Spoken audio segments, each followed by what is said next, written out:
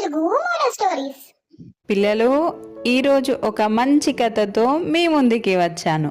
తెలివి, ప్రతిభ ఉంటే ఎలాంటి సవాలైనా ఎంతో చాకచక్యంగా గెలవచ్చు. విజయనగరంలో ఒక రాజు ఉండేవాడు. ఆ రాజుకు కళలన్నా, నృత్యాలన్నా, కళాకారులన్నా ఎంతో ఇష్టం. రాజు ఎప్పుడూ వినూత్నంగా ఆలోచించేవాడు. కళాకారులకు ఎలాంటి సవాలు ఇవ్వాలి అని కూడా ఆలోచించేవాడు.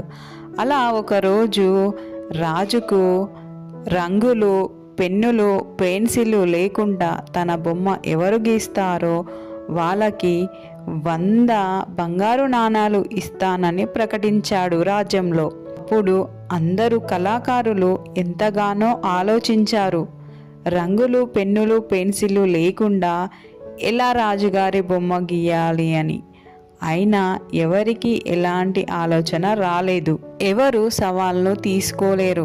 ఒకరోజు ఒక పల్లెటూరులో అజయ్ అనే వ్యక్తి మంచం పైన కూర్చొని ఉన్నాడు.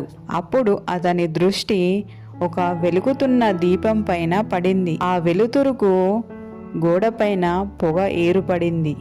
ఆ పొగ ఏర్పడడంతో ఆ అజయ్కి ఒక ఆలోచన వచ్చి రాత్రి నిద్రపోయి ఉదయాన్నే అజయ్ రాజ్యానికి వచ్చి సైనికులతోని చెబుతాడు, నేను రాజు యొక్క పటాన్ని ఏ రంగులు, పెన్సిళ్ళు, పెన్నులు ఉపయోగించకుండా గీస్తాను అని.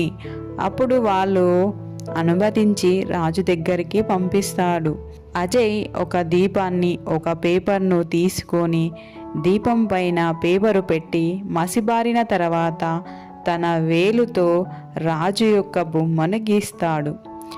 అజయ్ యొక్క ప్రతిభ, తెలివిని చూసిన రాజు ఎంతో సంతోషించి తన తెలివిని, ప్రతిభను ఎంతగానో మెచ్చుకుంటాడు. అందుకే తెలివి, ప్రతిభ ఉంటే ఏదైనా సాధించవచ్చు. అలాగే రాజు చెప్పిన విధంగా 100 నాణాలు ఇచ్చి అజయ్ని మంచిగా పురస్కరించి ఇంటికి పంపిస్తాడు.